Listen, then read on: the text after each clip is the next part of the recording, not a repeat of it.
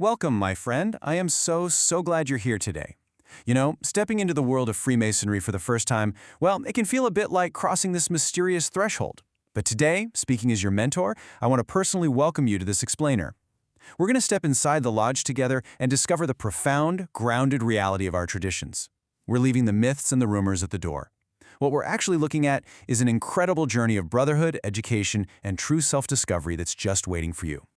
So, it's the question absolutely everyone asks, isn't it? What actually happens behind those closed doors? I mean, popular culture just loves to paint these wild pictures of secret global agendas or, hidden worldly powers, weaving these elaborate tales that are way more Hollywood than reality. But the truth? The truth is something vastly more meaningful. Okay, let's dive into this. A Masonic Lodge is actually a place where men gather to learn, to reflect, to preserve traditions, and to conduct charitable work. It's really about strengthening those bonds of brotherhood. At its core, it's an educational space centered entirely on personal development, not running a secret government. Imagine for a second walking right up to the door of the lodge room. As you cross that physical threshold, you're actually making a deliberate mental shift too. You see, the lodge is designed to be your new Masonic home, a space carefully crafted to encourage respect and deep reflection. Every single thing you see inside, whether it's the altar, the squaring compasses, the pillars, or just the specific arrangement of the room and the working tools, every single object serves an educational purpose. It's not just decorative, not at all. It functions as a living, breathing classroom of moral philosophy, built specifically to reinforce the shared values we hold dear. Let's be honest, outside these walls, the world is pretty chaotic and noisy. It's literally filled with daily stressors, social divisions, and this constant exhausting pursuit of worldly power and influence. But the lodge environment, that is a sanctuary.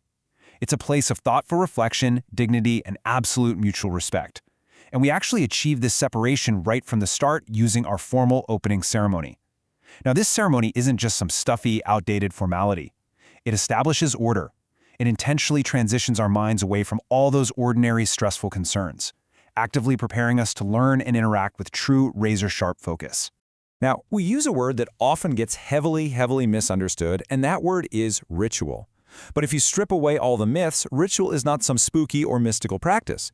So the crucial point is, ritual is simply a time-tested educational method. That's it. Throughout human history, societies have always used stories, allegories, and symbolic ceremonies to teach really important life lessons. We're just continuing that exact same rich tradition. Our rituals use visual imagery and historical themes so you can experience these moral lessons in a way that is emotionally memorable. It's way more impactful than just, reading abstract ethical ideas from a dry textbook. It's all about deep, personal reflection. Let's move to and see how this builds your personal foundation over time. The absolute core of your experience is going to be the conferral of the 3 Blue Lodge degrees. Think of this as your progressive journey of moral education. First, you'll start as an entered apprentice. That's where you're introduced to our foundational principles and values. From there, you'll progress to fellowcraft, a stage that heavily emphasizes intellectual development, education, and personal growth. And finally, the Master Mason degree. This one explores profound, heavy themes like responsibility, fidelity, truth, and even human mortality. These ceremonies, they aren't about bestowing secret magical powers. They are highly structured, allegorical steps for your own character development. Now you might be wondering, if there's nothing sinister being hidden, why all the privacy, right? Well, the answer is actually quite simple, and it's all about preserving the experience. And this brilliantly illustrates exactly why. Think about reading a truly great book or sitting down to watch an incredible, mind-blowing movie. If someone spoils the ending for you, that profound emotional impact is completely ruined. The moral lessons themselves, they aren't secret at all. You can literally find our values written in books at your local library. But the method of presenting those lessons, that is kept private. We do that so when you experience these ceremonies firsthand, they are personally meaningful, memorable, and deeply impactful for you as a new candidate. It's all about preserving the educational value of the experience. Beyond the formal ceremonies, there's another absolutely vital element here, and that's fellowship. After our formal meetings conclude, we actually share meals, conversation, and just informal social time. When we're together in the lodge, worldly distinctions just vanish. Poof, gone. Whether it's your profession, your wealth, your social status, or your background, literally none of it matters here. You could be sitting right next to a Fortune 500 CEO, a mechanic, a teacher, or a college student, and everyone is treated with exact equal respect. It creates a truly egalitarian fellowship. These informal moments are where the real bonds of brotherhood are forged. It often results in lifelong friendships among incredibly diverse men who probably never would have crossed paths in the outside world. And you know, this internal moral education naturally flows outward into the community through what we call relief. Helping others is a massive part of what we do. Lodges coordinate an unbelievable array of initiatives. We're talking local educational programs and scholarships, all the way to huge disaster relief efforts, family assistance, and medical charities.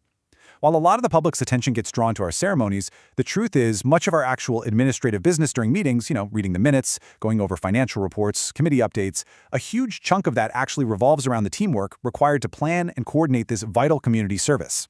Now, what's really interesting about this concept is the core idea it represents. Ultimately, our entire complex mission distills down to one simple, powerful phrase: helping good men become better men. Think of the lodge as a symbolic workshop.